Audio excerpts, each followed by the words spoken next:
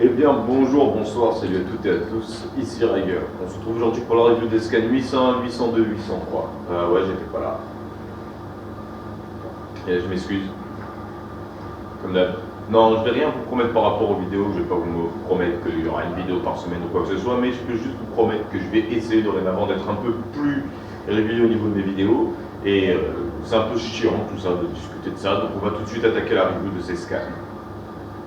Donc voilà, bon les explications pour lesquelles j'ai pas fait de review, c'est toute bête. En fait, j'ai lu le scan 801, mais après entre temps, j'ai plus accès à Internet tout simplement. Mon pote, il avait sur son téléphone Internet, donc il a pu poster des photos de tout ça. Mais bon, moi de mon côté, je pouvais pas, j'avais pas suffisamment Internet pour faire des uploads, même pendant une heure, même si je mettais 480p. Mais là, bon, on s'en fout de ça. Je tiens à dire que Oda, il a pas chômé. Le scan 801, 802, 803, il s'est dit bon, Tiger, il est plus là, ça me plaît pas.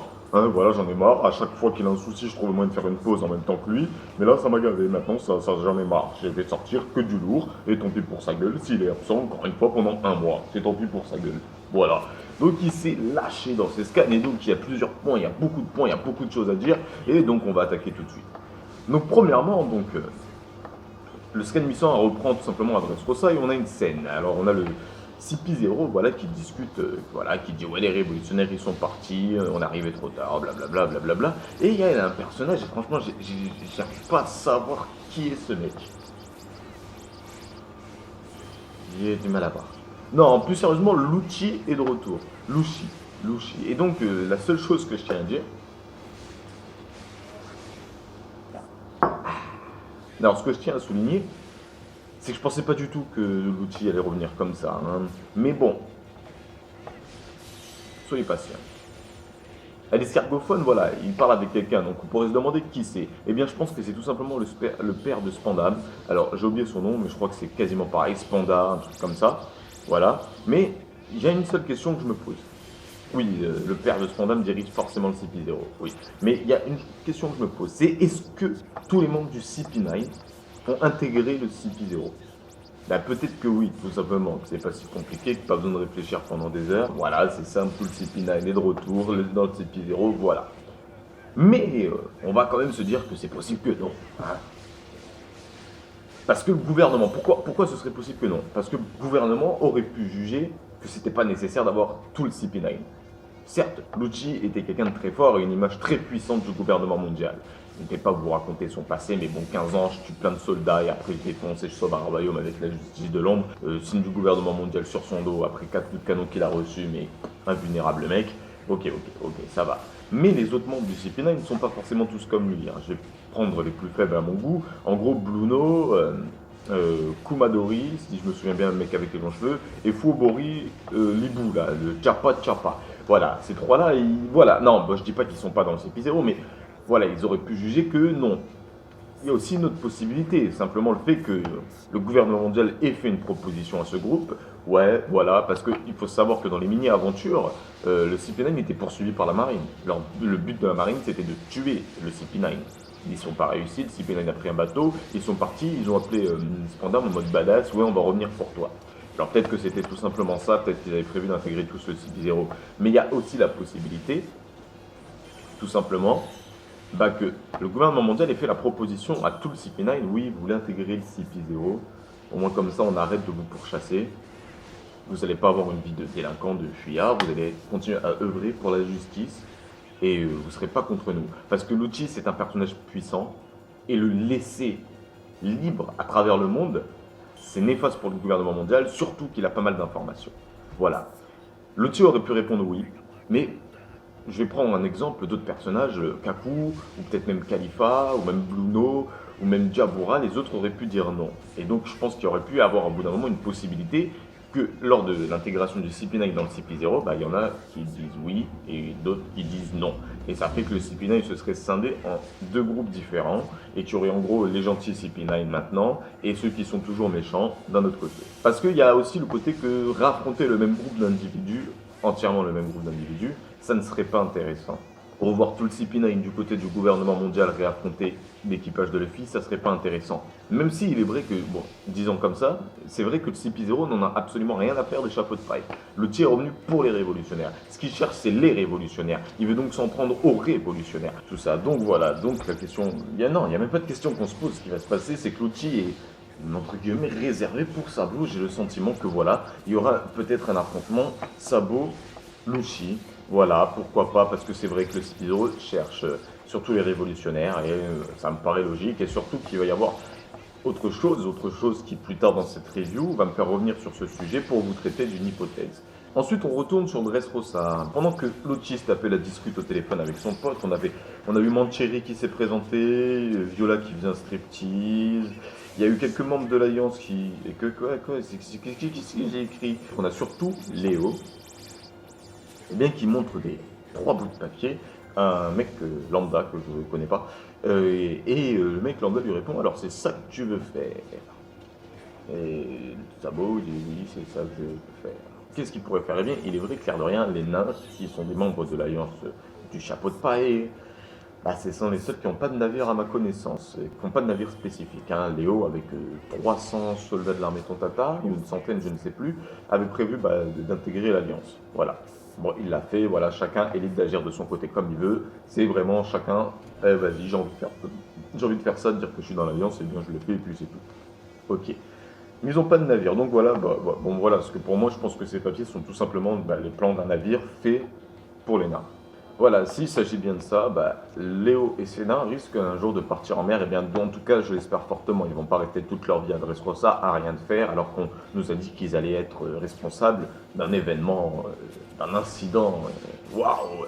Donc du coup voilà, donc peut-être que que dans le futur du manga, on apprendra dans le journal que quelques villes sont victimes de ce qui semblerait être l'effet de Dressrosa, ou que certains objets disparaissent comme de par magie dans certaines villes. Voilà, peut-être que c'est comme ça que Oda va se servir des nains, et peut-être que voilà, c'est à peu près tout ce que j'ai vu, tout ce qui pourrait être intéressant au niveau des nains, ce qu'ils n'ont pas, ce qu'ils auraient besoin. Je ne vois qu'un navire fait pour les nains. Un tout petit navire, enfin pas tout petit, mais un navire plus petit que la moyenne, où il y a tous les nains qui squattent dedans, et en mode on est des nains pirates. Allez, on ajoute une hypothèse sur ma gauche, donc à votre droite. Les nains préparent un navire. De l'autre côté, on retourne un peu sur les mers. Quelque part, sur les mers, 4 navires de la marine escortent un prisonnier. Et on commence avec Fujitora d'abord. Suite à la non-capture de Luffy et de Lao par Fujitora, ce dernier prévoit de partir en voyage. Alors franchement, je ne vais pas vous mentir. J'ai juste envie de faire d'abord une première remarque, c'est que je relève que Sengoku dit en gros à Fujitora: ouais, si tu vas présenter tes excuses à Akainu, il va forcément te pardonner. Dit comme ça, on a l'impression que Akainu, c'est quelqu'un de gentil. Voilà. Je sais pas. C'est même pas pour lancer une hypothèse ou quoi que ce soit, c'est juste un ressenti. Je trouve que dit comme ça, quand Sengoku il parle d'Akainu, t'as l'impression que Akainu il pardonne n'importe quoi. Mais bon, bref. Alors, j'ai pas d'idée précise sur où est-ce que pourrait aller Fujitora. Voilà, franchement, je vais pas vous mentir. J'ai aucune idée. Alors peut-être qu'il va errer sur les mers, arrêter un criminel à droite, arrêter un autre à gauche. Il va aller là où son cœur lui dicte d'aller, hein, comme un samouraï errant. Et peut-être qu'un jour il rencontrera un personnage important du manga. Alors franchement, je vous mens pas, j'ai aucune idée de qui particulièrement. Peut-être qu'il va retrouver Aokiji, ou peut-être qu'il va tomber sur Barbe Noire lui aussi, qui va le rejoindre aussi, ou peut-être que il va rencontrer les révolutionnaires, Dragon, ou peut-être qu'il va aller voir Paggy, ou peut-être qu'il va aller checker avec je sais pas qui, avec Kaido, il va lui faire: ah ça va Kaido, vas-y je vais t'aider à défoncer le fil. Non voilà, je sais pas du tout, mais je sais que beaucoup d'entre vous vont surtout se pencher sur la question de ouais, c'est comme ça que Fujitora va rencontrer Dragon. En fait, on sait pas du tout où est-ce que ce personnage peut aller et ce qu'il peut faire. Mais il ne faut pas oublier qu'il a un potentiel de puissance énorme, c'est-à-dire qu'il est très fort, et donc par conséquent, c'est ça la pression. Le mec qui va errer sur les mers, partir en voyage, et il pourrait faire n'importe quoi de néfaste pour l'équipage de Luffy. C'est ça le vrai danger avec ce personnage Fujitora, même s'il respecte Luffy énormément. Voilà. Ensuite, est-ce qu'il a quitté la marine? C'est ça que j'ai pas trop compris en fait. C'est ça, je vais pas vous mentir, c'est ça que j'ai pas compris, c'est est-ce qu'il a quitté la marine ou est-ce qu'il va continuer à agir comme un amiral de la marine? Parce qu'après tout, les amiraux de la marine, ils avaient chacun leur façon de faire. N'oubliez pas que Aokiji, des fois, il sortait de la base, il partait se balader. Voilà. J'ai dit ça pour pour souligner le fait que c'est pas parce que le gars il est pas à la base de la marine, un Marineford, le nouveau en tout cas de l'autre côté du côté du Nouveau Monde, que c'est forcément qu'il est plus de la marine. Peut-être qu'il va continuer à être de la marine.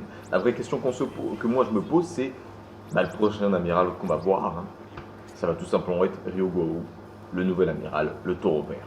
Et j'ai hâte de le voir. Mais avant de partir en voyage, je risque de devoir faire face à d'autres ennemis. Patience. Alors, de son côté, Doflamingo discute avec Tsuru. Alors, je sais pas pourquoi. Pourquoi pas? Vas-y, avec Tsuru, pourquoi pas? C'est vrai qu'elle a pas fait grand-chose, au moins elle discute avec Doflamingo. Hein. Et là, il fait une annonce qui, pour moi, n'était pas épique. Non, franchement, sérieusement. Les choses intrigantes, pour moi, les choses intrigantes, c'est quand il parle des monstres qu'il a réussi à contenir tout ce temps et qui vont maintenant se déchaîner. C'est ça, pour moi, qui a été le plus intrigant. On sait que Kaido est l'un d'eux. Voilà. Mais il parle de plusieurs monstres. Et on sait qu'il y a justement un groupe d'individus, un groupe de clients de Doflamingo, qui se sont tous ligués pour s'en prendre au chapeau de paille. Ouais, la Ligue des mécontents. Je sens qu'elle peut nous réserver quelque chose d'intéressant en fait. On pourrait voir des pirates, bon pas spécialement des pirates, tous de la trempe de Kaido, mais au moins, je sais pas, de la trempe de qui? De quelle trempe est-ce qu'il pourrait être? En dessous du niveau de Doflamingo, mais quand même plus fort que César. D'ailleurs, je ne l'ai pas dit, d'ailleurs le Scan 800 était plus digne pour moi que le Scan 800. Il était pour moi plus intéressant que le Scan 800, mais bon tant pis, je ne l'ai pas dit, hein, c'est la vie. Doflamingo dit que la plus grande des guerres se prépare, la guerre du trône. Game of Thrones version One Piece. De l'action, des combats, plein de monde, des alliances, des trahisons, du sexe. Non, pas de sexe, non. Moi, ce qui m'a le plus intrigué dans ce scan 801, c'est tout simplement, c'est Jack. Ouais. Après tout, il a le même symbole en fait que l'homme qu'on a retrouvé sur Zoo, que Sanji a battu. Vous savez, l'homme mouton, la tête de mouton, white chip, là, je sais plus trop comment ils l'ont appelé dans le scan. C'est surtout ça, il porte le même symbole que lui qu'il avait à sa boucle de sa ceinture, et bien Jack, le capitaine Jack, le porte sur sa grande voile. Oui, la question que je me pose, vu que le symbole, j'ai pensé, moi et peut-être d'autres personnes, qu'il s'agissait du symbole de Kaido. Or, on a vu Kaido sans ce symbole, justement. Du coup, je me pose une question, c'est est-ce que Jack est un homme de Kaido, ou est-ce que c'est un indépendant? Donc, je pense qu'il s'agit d'un indépendant. Comme je vous l'ai dit, c'est vrai qu'on a vu le symbole de l'homme mouton sur la boucle de la ceinture, qu'on ne l'a pas vu sur Kaido, mais qu'on le voit maintenant sur Jack, qui se fait appeler le capitaine Jack. Donc ça me paraît d'être limite de la logique. Ensuite, c'est vrai que aussi, comme j'ai dit plus tôt, Doflamingo a parlé de plusieurs monstres qui vont se déchaîner maintenant. Et que si Kaido, il n'y a que lui, comme plusieurs monstres, tout ça, ou que même les monstres ils sont tous à son service, je trouverais ça pas trop intéressant, parce que Jack pourrait en fait permettre de voir si Luffy, parce que c'est vrai que malgré le fait qu'il ait battu Doflamingo, j'ai du mal à voir Luffy, demain soir par exemple, un scan, Luffy se battre contre Kaido. Même si c'est vrai que ce qui se passe dans les derniers scans pourrait laisser suggérer qu'on va voir Kaido. Bref. Et ça fait qu'il faudrait avoir une étape avant un combat contre une personne, pas de la même trempe, pas aussi fort, mais qu'on va décrire comme lui, c'est-à-dire un autre de ces monstres que Doflamingo a conservé jusqu'à maintenant. Et je pense que Jack, le capitaine Jack, serait le personnage idéal pour ça. Je vais prendre Mario, par exemple. Mario, on a le petit château, puis à la fin, on a le château. Voilà. Un peu comme un petit château avant d'aller affronter le gros château. Quelle comparaison splendide. Jack serait donc le boss en fait du prochain arc, de l'arc sur Zoo. Mais franchement, on sait rien sur ce personnage en fait, c'est juste ça, on sait rien. Il a été mentionné à Punk Hazard, c'est vrai. C'est vrai que j'en ai jamais parlé, oui, c'est exact. Mais on sait rien sur ce personnage, on ne l'a pas vu. On a juste entendu 2 fois son nom, Jack, Capitaine Jack, Capitaine Jack. On voit juste qu'il est énervé, qu'il est déterminé, qu'il va s'en prendre à 4 navires de la marine avec Fujitora, Sengoku et Tsuru, qui c'est pas n'importe qui, ces 3 personnages, et que lui, il s'en bat des steaks. Genre, allez, on y va, les gars. Tu me prends pour qui? Je suis le Capitaine Jack, bien sûr que je vais réussir à libérer Doflamingo. Oui, et d'ailleurs, oui, j'avais dit qu'on allait continuer à entendre parler de Doflamingo. Un petit dernier coup de pression. Je l'attendais pendant depuis longtemps, voilà, c'est vrai, je ne l'ai pas eu quand je le pensais, mais Il est maintenant son petit dernier coup de pression et ça me fait plaisir par rapport à ce personnage car c'est quand même mon numéro 2. Oui, donc on sait rien de ce personnage et j'étais censé conclure en disant que Oda pourrait encore nous réserver des surprises à son sujet. À ce stade, Jack pourrait tout aussi bien être un homme de Kaido, hein. Il n'y a rien après tout qui dit le contraire. Oui, c'est juste le symbole qu'on n'a pas vu sur Kaido, mais on n'est pas tous obligés de se balader avec son symbole. Je veux dire, Luffy, il a son chapeau de paille, ok, mais Zoro, tu vas pas le voir tatoué sur son bras gauche le symbole de Luffy. Donc ensuite, on va parler d'un autre point, comme vous avez pu le voir, c'est juste à bientôt Bellamy. J'aimerais juste conclure sur ce personnage parce que j'attendais justement que ça arrive. Je dois avouer que je suis un peu mécontent parce que c'est juste une petite case, un petit Bellamy qui nous dit ouais moi aussi je t'en prends un mais je rejoins pas ton alliance. Alors de cette façon-là en fait Oda arrive quand même à faire quelque chose que j'ai bien aimé et qui m'a assez surpris, c'est qu'il arrive à mettre tout le monde d'accord finalement sur le personnage Bellamy. D'un côté il y a ceux qui ne l'aimaient pas, qui ne voulaient plus voir sa sale gueule de merde et qui avaient envie qu'il se casse vite. Ça fait que du coup, avec ce bout de chemin, sans qu'il rejoigne l'Alliance, il met ces personnes contents, ouais voilà, casse-toi Bellamy, on veut plus te voir, tu vas faire ce que tu veux de ton côté. Mais de l'autre, il met aussi des personnes comme moi qui appréciaient ce personnage, qui auraient aimé avoir une plus grosse conclusion, aussi d'accord en se disant ouais bon Bellamy ok il part, d'accord, mais il a pris un petit bout de papier, ça veut dire qu'on va le revoir bientôt et que cette fois-ci il sera plus énervé. Voilà, ça pour moi ça met tout le monde d'accord. Donc voilà, donc il y avait trois grosses hypothèses, enfin trois hypothèses particulières sur ce personnage dont j'ai parlé sur ma chaîne justement. Il y avait un côté Bellamy qui rejoignait Bartolomeo, Bellamy qui rejoignait l'équipage. Ça m'aurait pas gêné, mais je le voyais très mal, je le voyais plus avec Bartolomeo, je l'avais dit, où il y avait le Bellamy qui va vivre sa propre aventure de son côté.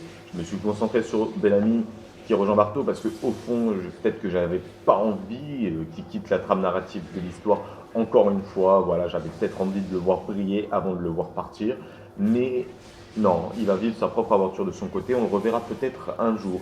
Peut-être bientôt, peut-être qu'il va faire comme Baggy lorsqu'il avait été séparé de son équipage, peut-être qu'il va retrouver Sarkis et ses hommes, allez savoir, ou peut-être qu'ils sont tout simplement morts et qu'on n'en a rien à foutre. Mais voilà, à ce stade-là, Bellamy, en fait, il pourrait, comme pour Fujitora pour moi, faire n'importe quoi. La question que je me pose, c'est quel destin lui est réservé? Quel destin Oda prépare pour Bellamy? Est-ce qu'on va juste le revoir à la fin du manga, en mode voilà, je suis de retour? Est-ce qu'on va le voir dans 2 ou 3 arcs? Est-ce que voilà, la question que je me pose, c'est est-ce qu'il va encore falloir attendre 15 ans pour revoir sa tête? Voilà, ça m'étonnerait, j'espère que non.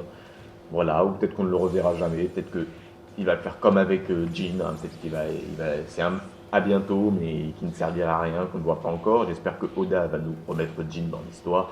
Voilà, donc Bellamy, à bientôt. Et donc voilà ce à quoi je m'attendais pour le scan 800. Et c'est pour ça que je trouve que justement le scan 801 aurait limite dû être à la place du scan 800. Et d'ailleurs j'y pense, hein, si Oda il n'avait pas fait un scan sur Sabo, le scan 801 aurait été le scan 800. Et je trouve très bizarre que justement pendant le scan 801, il y a plus de choses dignes d'un scan tous les 100. Il faut penser au scan 700. Le 801 ressemble bien plus au scan 700, il y a bien plus d'intrigues, il y a bien plus de tas de choses, il y a même une plus grosse annonce, les nouvelles primes.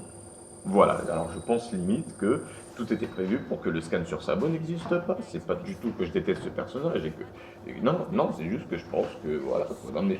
Bref, peu importe.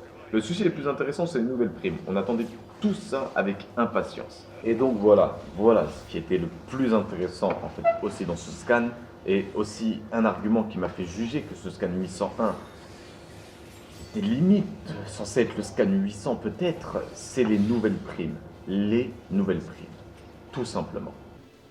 Oui, magnifique coupure. Donc on va reprendre. Alors d'un point de vue personnel, je pense que les primes de façon générale, d'un point de vue personnel, elles n'ont pas assez augmenté.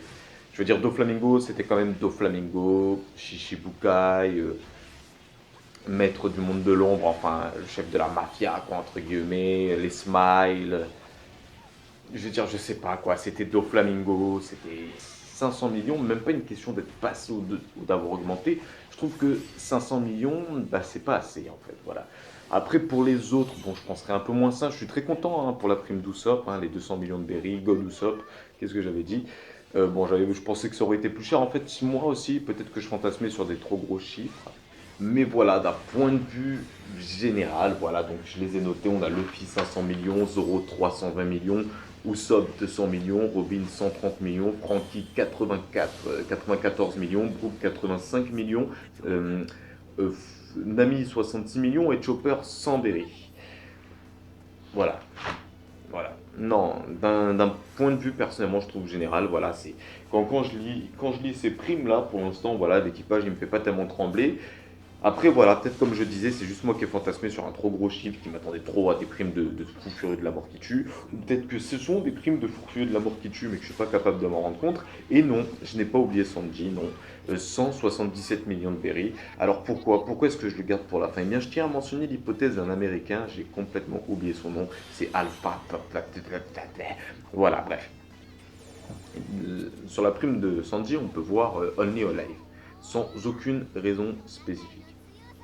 Personne ne sait pourquoi. Ah oui, d'ailleurs, oui, le bateau de Bartholomew, il avait vraiment une statue, mais c'était pas la statue de bronze de Luffy. Bref. Et dans son hypothèse, un Américain disait que Sanji pourrait très bien être un fils, le fils d'un dragon céleste. Voilà. Donc, je ne vais pas mentir, je n'ai jamais regardé cette hypothèse en entier, parce que je trouvais l'idée complètement farfelue. Mais voilà, après avoir vu ça, j'ai commencé à trouver un argument pour cette hypothèse. Voilà, c'est vrai que lors de la première prime de Sanji, c'était pas lui, hein, c'était un dessin. Et donc il était recherché seulement mort. Genre on s'en fout, Dead or Alive, on s'en fout.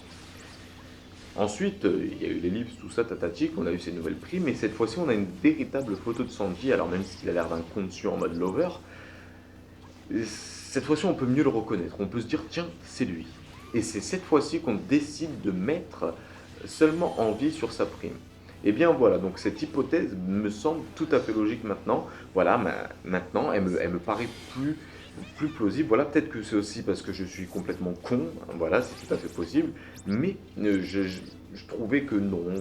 Voilà, ouais, Sanji, fils d'un dragon céleste, ou même un prince de je sais pas trop quel bled paumé, n'importe quoi, voilà. Mais après tout, c'est vrai. Pourquoi est-ce que le gouvernement mondial voudrait Sanji vivant? Qui a donné cet ordre, en fait, de l'avoir seulement vivant? Et la question qu'on peut se poser, c'est avec qui il est lié? Avec qui il est lié? Par exemple, je pense à Zef et Ivankov, et aucun des deux, voilà, n'a le pouvoir de le rechercher seulement vivant. Il n'a jamais rien fait de fulgurant finalement. Alors pourquoi est-ce qu'on voudrait lui spécialement vivant? Est-ce que, je sais pas, il y a quelqu'un qui le recherche particulièrement lui, mais pour quelle raison? Eh bien, voilà, vu qu'on ne pouvait pas le reconnaître sur sa première prime, c'est tout à fait normal si un de ses parents, voilà, a vu la première prime, de se dire tiens, ce con, oui, dégage. Mais lors de la deuxième, il aurait pu se dire merde, ah oui, c'est mon fils, oui, je le veux vivant, je le veux vivant, hein, voilà. Ah, il faudrait que je me renseigne plus sur le sujet. Eh bien, me voilà de retour. Ouais. Donc j'aime pas parce qu'en fait je vais faire ma vidéo mais tout le monde pourra entendre ce que je dis. Quelqu'un qui passe dehors il va entendre, il va me prendre pour un taré. Quelqu'un qui parle seul dans une pièce sombre, ça fait flipper. Je m'étais arrêté en fait par rapport à cette hypothèse, mais je pourrais pas vous en dire plus, je suis pas assez bien renseigné sur le sujet et j'ai plus le temps spécialement, mais d'après mes souvenirs, Sanji, tout ce qu'on sait sur lui, c'est qu'il a pas de parents, c'est qu'il est né à South Blue et qu'il a grandi à East Blue, voilà. Sur lui, je vous conseille donc d'aller voir en fait cette vidéo, je vais essayer de vous mettre le lien dans la description, il y aura marqué tout simplement l'hypothèse sur Sanji, tout ça, c'est juste pour dire que avec cette prime où on le souhaite seulement en vie, ça augmente un peu plus cette hypothèse, ça l'argumente plus et du coup elle reste très intéressante. On va maintenant passer aux deux scans suivants. Donc personnellement les deux autres scans suivants, je dis pas qu'ils étaient nuls, hein, mais comparé au scan 801, il y avait beaucoup moins, j'ai vu ça, je viens de m'en rendre compte maintenant, beaucoup moins de choses dont j'avais envie de parler par rapport à ces scans. Il y a pas mal de choses. Je pourrais vous parler tout simplement de l'humour qu'il y a eu avec l'équipage de Bartholoméo qui était très drôle.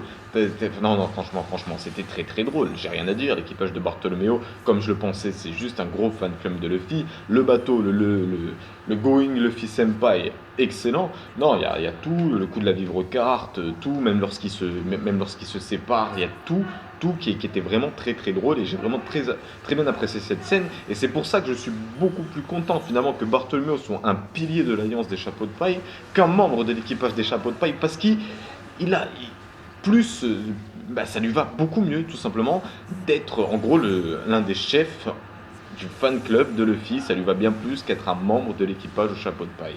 On va d'abord commencer par parler de ce 7ème Shichibukai qui est donc apparu. Je vais pas vous mentir, lorsque j'ai vu que c'était le fils de Barbe Blanche, que ce soit entre guillemets ou pas entre guillemets, même si c'est tout à fait vrai ou que c'est complètement faux, je dois vous avouer que ça m'a pas du tout plu. J'ai pas du tout aimé l'idée. Pourquoi? On pourrait me demander pourquoi. En fait, ça va très souvent se mettre en principe d'originalité entre guillemets. Vous, peut-être, vous avez trouvé ça très original, mais moi, je suis la série Hunter x Hunter, et récemment, il y a même pas un an, en gros, quoi, on a découvert qu'un personnage très important de l'histoire avait un fils. Voilà, je vais éviter de spoiler qui est ce personnage, parce que pour éviter de spoiler Hunter x Hunter, toutes les personnes qui auraient du retard, tout ça. Mais ceux qui connaissent la série voient de qui je parle et voient de quel événement je parle, et je leur demanderai bien évidemment de pas spoiler, bien évidemment, de pas spoiler. Voilà. Et du coup, j'ai fait un lien entre ces deux trucs et l'idée ne m'a pas plu. Par contre, je dois quand même avouer que le principe que le 7e Shichibukai soit tout simplement lié avec l'équipage de Barbe Blanche, c'est tout simplement, par contre, là, c'est très très fort de la part d'Oda, pour la simple et bonne raison que comment est-ce qu'il allait remettre en scène, justement, cet équipage de Barbe Blanche, ces rescapés, ces fils éparpillés à travers le monde, comment il allait le remettre en scène? Eh bien, personnellement, je pensais que soit ça allait être un personnage qu'on avait déjà vu, un vieux personnage, j'ai même pendant un moment, j'avoue, fantasmé pour que ce soit Jin. Oui, oui, voilà, oui, je l'avoue. Mais d'un autre côté, j'espérais que ce soit un membre de l'équipage de Barbe Blanche ou quelqu'un qui a un lien avec Barbe Blanche, justement pour pouvoir les remettre sur le devant de la scène, pour pouvoir nous intriguer, nous donner envie de les revoir bien plus qu'une. Pas seulement parce qu'on a envie de les revoir, mais parce que, attention, il y a un personnage qui a un lien avec eux. Et du coup, finalement, le fils autoproclamé de Barbe Blanche, ça reste finalement une bonne idée en soi, même si elle me plaît pas.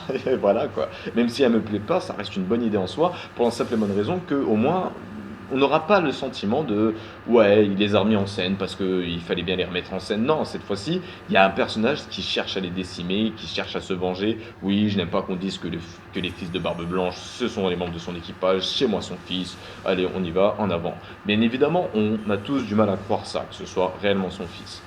On a tous du mal à croire ça, même dans le manga. En plus, avec la mère qui a l'air de contrôler l'enfant, qui a l'air de contrôler son enfant, de lui faire croire n'importe quoi, simplement pour avoir de l'argent. Voilà, on comprend finalement que c'est qu'une grosse escroquerie, mais qu'en tout cas, il faut le dire que ce Edward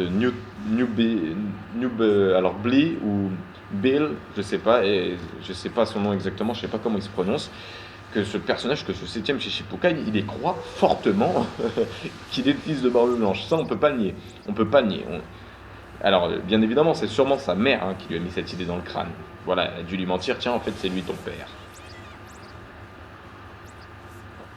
Ensuite, au niveau puissance, il n'y a rien à dire. Il détruit des villes, il a déjà vaincu des alliés de Barbe Blanche, les pirates AO, en gros les pirates bleus, le clan AO, je ne sais plus trop comment il les avait nommés. Voilà, il n'y a rien à dire à ce niveau-là. Le 7e Shichibukai croit réellement qu'il est le fils, il est fort, et en plus de ça, il y a une putain de souris que j'entends. Non, non. Et en plus de ça, comment dire? Il a la même arme que lui, hein. Je sais pas si vous avez fait attention, mais il a quasiment le même style d'arme que lui. J'ai oublié le nom par contre, je sais plus, c'est pas un halberd, c'est un nom japonais. Yama truc là, Yama truc. Je sais plus trop, il y aura sûrement une correction ou il y aura pas de correction, on s'en fout. De toute façon, il a la même arme que Barbe Blanche, vous voyez tous de quelle arme je parle. Donc voilà. Donc comment ce personnage va-t-il devenir intéressant pour la suite de l'histoire? Eh bien, on nous met un coup de pression en disant que ce personnage à la force destructrice va aller s'en prendre justement à Marco. Mais d'un autre côté, ce personnage-là est tellement impliqué dans son rôle de fils de Barbe Blanche qu'il souhaite venger la mort de son père en allant éliminer Barbe Noire. Et donc ce personnage finalement est très intéressant parce que il va nous permettre non seulement de nous reconnecter à l'équipage de Barbe Blanche, mais en plus de ça, il a envie de tuer Barbe Noire. Et ça fait que ce Shichibukai, ce nouveau Shichibukai, donne le sentiment pour moi à la fois d'être un ennemi et un allié, en fait. Un ennemi du côté de Barbe Blanche, mais en même temps un allié parce qu'il veut venger la mort de son père. Et ça fait que du coup, il y a beaucoup de surprises qui nous est réservées avec ce personnage-là. Et même si l'idée de fils ne me plaît pas, j'ai hâte de voir comment Skoda va développer justement la réintégration de l'équipage de Barbe Blanche ainsi que de ses alliés dans la trame principale de l'histoire. Ensuite, voilà, on voit à quoi ressemble Zou. Zou est un putain d'éléphant. Dépendant de comment vous prononcez. Alors, je pense que ça se prononce Zo, parce que le OU, ça donne pas OU, c'est chez nous que ça donne OU, mais moi je l'appelle Zou parce que je trouve ce nom drôle. Mais je vais rien dire de particulier sur le fait que c'est un éléphant. Je pense qu'il y a tout qui est dit, c'est un éléphant. Voilà, Luffy et son équipage, ils vont monter sur l'éléphant et il va se passer tout un arc. Je tiens juste à parler de ça parce que c'est le début d'une nouvelle histoire et je veux souligner l'originalité. Je veux dire, on est quand même passé, depuis qu'on est dans le Nouveau Monde, à une ville, à une île sous l'eau, une île de glace et de feu complètement opposée, une île où il y avait des jouets, et maintenant, on passe sur un éléphant, sur le dos d'un éléphant, et ça me plaît de voir que Oda continue dans son originalité à nous faire découvrir de nouveaux lieux, tout ça. Ensuite, je suis plus curieux de voir comment ça se passe, parce que cet éléphant se déplace et que c'est un être vivant. Et par le fait que c'est un être vivant, est-ce qu'il va y arriver, par exemple, qu'un monstre marin l'attaque, donc l'éléphant et lui se battent, et donc qu'il y ait genre des secousses sur l'île? Je me rappelle qu'il y avait une éruption d'eau. Est-ce que ce serait tout simplement lui? Tout ce qui va se passer sur cette île va être à l'origine de cet être vivant? Que se passe-t-il du coup si on tue cet être vivant? Voilà, je pense qu'il va y avoir beaucoup d'enjeux pour le simple fait que c'est un être vivant. L'île est un être vivant. Il va donc y avoir beaucoup d'enjeux. Il y aura peut-être même que tout l'arc sera tourné autour, peut-être qu'il faut sauver l'éléphant, il vit depuis des millions d'années, il est malade, il faudrait tatatique. Voilà, il y a beaucoup, beaucoup de choses. Je veux dire, le simple fait que l'île et sa propre conscience et son propre cœur, voilà, sa propre pensée ainsi que sa propre source de vie, je ne sais pas comment dire de plus, et ça permet en fait de pouvoir mettre un peu n'importe quoi et tout et n'importe quoi, de rester cohérent en fait. Mais il y a tellement de choses que Oda pourrait développé grâce à ce côté d'île vivante, grâce à ce concept d'île vivante. Il y a tellement d'idées et ça fait que l'arc Zou va nous réserver aussi beaucoup de surprises. Je dis pas ça parce que voilà, on change d'arc, il fallait changer. Non, c'est vrai, si ça aurait été une île lambda du style Zou, c'est une île où il y a des aborigènes dessus. Là, il y a des aborigènes qui vivent sur le dos d'un éléphant. Est-ce qu'il va y avoir un peu comme pour la Boune, comme on a pu voir des chasseurs qui vont vouloir le tuer? Qu'est-ce qui va nous être réservé pour cet arc? Qu'est-ce que Oda nous réserve? Eh bien, là, franchement, là, grâce à ce concept d'île vivante, il va pouvoir se faire plaisir, il va pouvoir nous faire plaisir, il va y avoir tout un tas de choses positives, peut-être des négatifs aussi, l'air de rien, oui, parce que je fais partie, j'adore One Piece, c'est mon manga préféré, mais faut arrêter de fantasmer sur chacune des idées d'Oda. Non, je trouve que c'est un génie, hein, je suis d'accord sur ce point-là, mais il y a des fois où moi, il y a des idées qui me plaisent pas, voilà, je l'ai dit à chaque fois dans mes reviews, mais le concept d'île vivante, là, c'est l'idée, la base de l'idée est bien, et je veux un développement, oui, je veux un développement, il va y avoir un développement qui va s'effectuer, et là, comme je l'ai dit plus tôt, Oda va se faire plaisir, il va nous faire plaisir, et on va avoir un arc de fou, Capitaine Jack, les aborigènes, non, il y a pas mal de choses qui peuvent se préparer, et surtout comment il s'appelle là, Raizu le ninja aussi, voilà, enfin c'est pas un samouraï du coup, mais le troisième larron de la bande, hein, voilà, il y avait Kinemon, Gonjoro, Momonosuke, et maintenant on sait qu'il y avait Raizo, le ninja, et lui aussi j'ai hâte de le voir, qu'est-ce qu'il fait sur cette île? On ne l'a pas vu lors du scan 785, lorsqu'on a vu Sanji et Nami, enfin leur retour, me donne déjà le sentiment que ça va être un bon arc, qu'il va y avoir tout ce qu'il faut pour nous plaire. Par contre, j'avoue quand même, Dressrosa j'ai adoré, mais je voudrais pas un arc aussi long sur Zou, ou plus long, non. Je pense qu'il faudrait être plus court cette fois-ci, mais quand même rester le Oda Style, quoi, qu'il y ait le Oda Style dans ce scan, dans cet arc. Alors, ce que vous savez pas, c'est que lors de l'écriture de mon scan 801, lorsque j'ai commencé à faire la review, j'avais fait une blague. Comme quoi Fujitora avait parlé de la rêverie, qu'on nous l'avait encore rappelé une autre fois, que le roi Riku nous l'avait rappelé, et j'avais fait une blague comme quoi le prochain qui en discutera, ce sera Dragon. Il me semble que c'est arrivé. Alors après, peut-être que je suis complètement bourré ou complètement shooté, je ne sais pas, mais peut-être que j'ai mal lu et malheureusement, j'ai pas l'opportunité d'avoir le scan sous les yeux pour vérifier ce dire. Par contre, la seule chose dont j'ai envie de traiter par rapport aux révolutionnaires, il y a 2 points, et on va commencer par le premier, c'est que le fait qu'ils vont se rassembler. Waouh! Voilà, les révolutionnaires se mettent en mouvement. Enfin, depuis qu'on en parle, depuis le début du manga, on va même pas compter Sabo, Koala et Hack. Depuis le début du manga, à chaque fois qu'on a eu une apparition de Dragon, tout ça, on nous parlait juste, oui, c'est un groupe dangereux, oui, ci, oui, ça, oui, là. Mais là, Dragon, il m'a mis un petit coup de pression, il m'a dit, il nous a dit, rassembler les généraux. En gros, les gros calibres des révolutionnaires. Donc il y avait Bartholomew Kuma, qui est maintenant une arme pour le gouvernement mondial. Ivankov, qui était prisonnière et qu'on n'a pas revu depuis, aux côtés de Dragon. Alors peut-être qu'elle est sur son île ou qu'il, je sais même pas si c'est un gars ou une fille. Voilà, mais là on nous parle des généraux et là je suis content parce que lorsque Doflamingo parle des chaque clan qui y aura dans ce combat, il parle de la justice, et il parle d'un côté de la marine et de l'autre côté les révolutionnaires.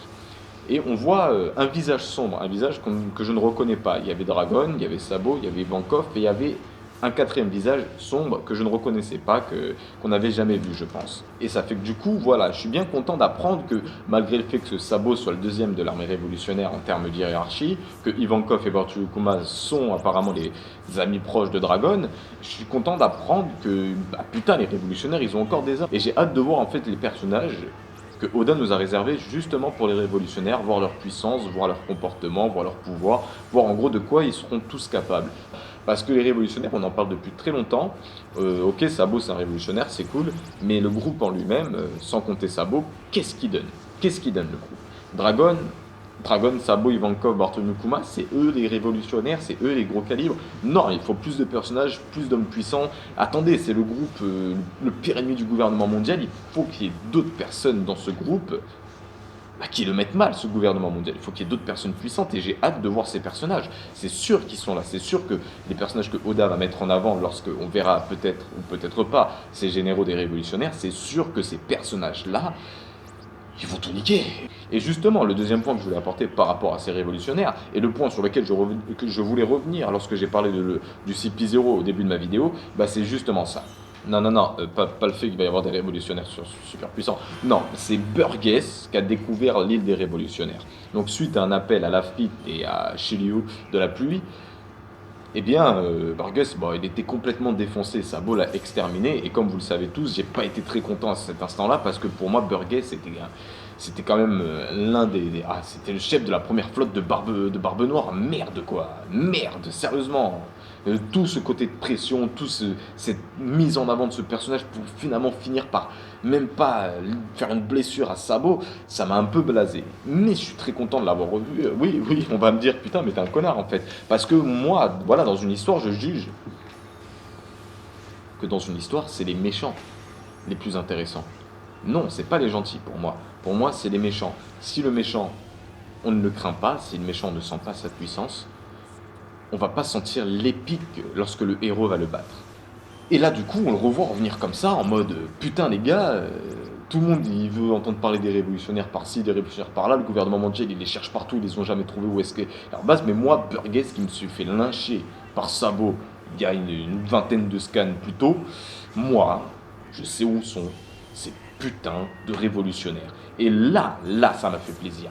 Là, ça m'a fait plaisir pour justement que ce côté méchant de l'équipage de Barbe Noire, on va enfin le voir. Là, Barbe Noire, il va pouvoir faire quelque chose de cruel. Certes, il va peut-être rester dans la lâcheté pour appuyer ce côté détestable du personnage, parce que c'est vrai qu'un méchant, il faut pas oublier, il faut aussi parfois qu'on le déteste, hein, le méchant. Et donc voilà, qu'est-ce que je pense? Que vont-ils faire de cette information? Premièrement, est-ce que vous pensez sincèrement qu'à ce stade-là de l'histoire, Barbe Noire peut faire quelque chose aux révolutionnaires tout seul? Vous allez tous être d'accord pour me dire non. Même s'il y a tout le monde qui attaque, tout son équipage, toute sa flotte, je pense que Dragon, il va les mettre mal. Sabo, il sera là aussi. Les généraux dont on a mentionné, même Ivankov. Voilà. Rien que ces 4 points-là, je pense pas que l'équipage de Barbe Noire peut faire quelque chose de seul, en tout cas, aux révolutionnaires. Par contre, on sait qu'il y a un groupe, justement, le CP0, qui cherche les révolutionnaires, qui veulent arrêter les révolutionnaires. Je ne vais pas développer plus cette idée, parce que j'ai une hypothèse justement sur Barbe Noire, et aussi sur le fait que je vous avais dit que je ne pense pas que ce sera Luffy le roi des pirates. Ouais, je sens qu'on va me cracher dessus, mais je vais faire mon hypothèse quand même. Et juste ces points-là sont suffisants. C'est l'argument que j'attendais, limite, pour pouvoir faire cette hypothèse. Parce que je pense que tout simplement qu'il va y avoir une alliance entre l'équipage de Barbe Noire et le CP0. D'un autre côté, il y a aussi une petite tête qu'on n'avait pas vue depuis longtemps et que je suis content de revoir. Eh bien, il s'agit de Baggy. Donc Baggy, bon, c'est que de la poudre aux yeux hein, pour l'instant Baggy, d'après ce qu'on a vu. Il a fait une agence en gros de mercenaires. Il a fait une agence de mercenaires et les géants faisaient partie justement de de cette agence, voilà. Mais ils ont quitté justement cette agence pour entrer dans l'alliance de Luffy au chapeau de paille. Ça fait que du coup, Baggy, il risque de pas trop être content et on risque de le voir. Alors peut-être sur Zou, peut-être dans un autre arc, je ne sais absolument pas, mais ça m'a fait plaisir de revoir son petit nez rouge, sa petite tête, et ça m'a fait très rire de voir comme quoi il se faisait passer pour un géant, alors que non, non.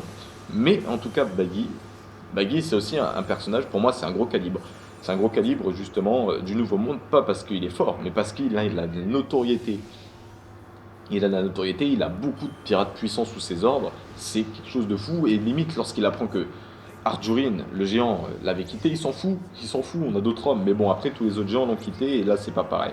Ça fait que du coup, Baggy, dans cette agence, il avait quand même un géant, il avait 5 géants, mais je me demande s'il n'a pas des pirates encore plus puissants sous ses ordres. Je veux dire, c'est vrai que les prisonniers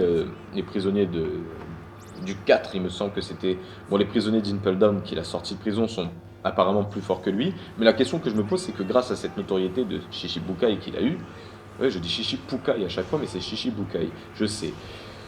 Grâce à cette notoriété qu'il a eue, je me demande s'il va pas avoir tout simplement des pirates très très puissants, limite des pirates comme le capitaine. Non, attendez.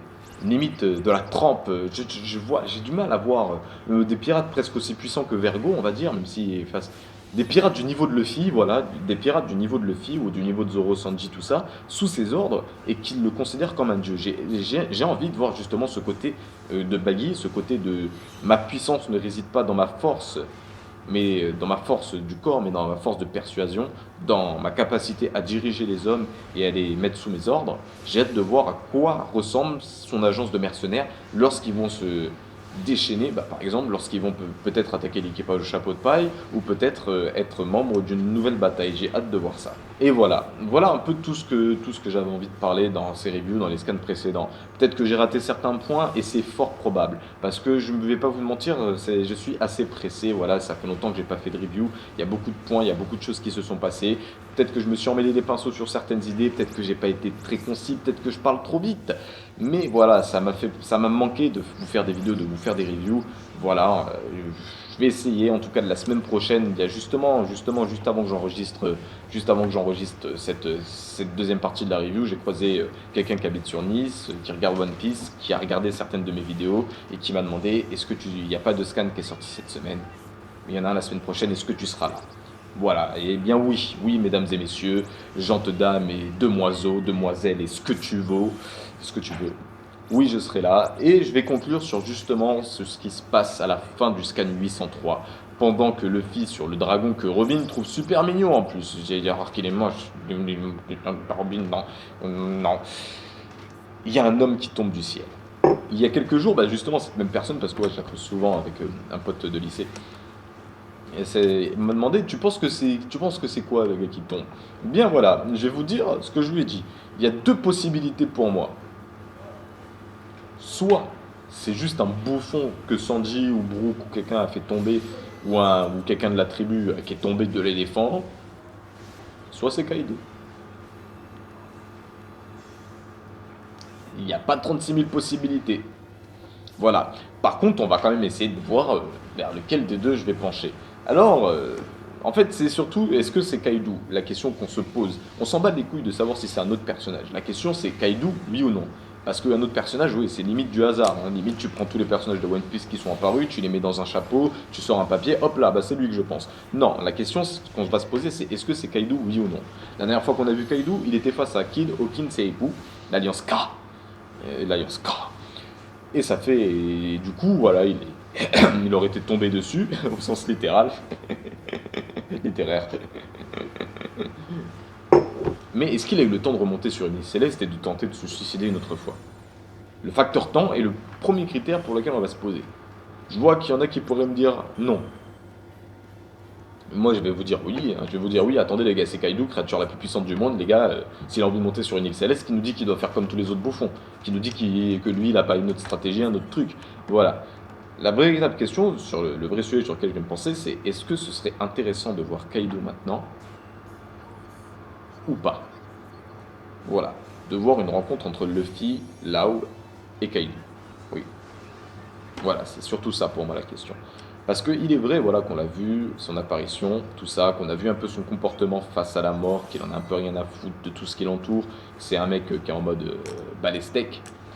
Mais la question que moi je me pose, c'est est-ce que c'est intéressant de voir Kaido maintenant? Est-ce que ça vaudrait le coup, par exemple, de voir Kaido apparaître devant Luffy et là-haut maintenant, pendant qu'il grimpe sur l'éléphant? Eh bien, je vais pas vous mentir, je pense que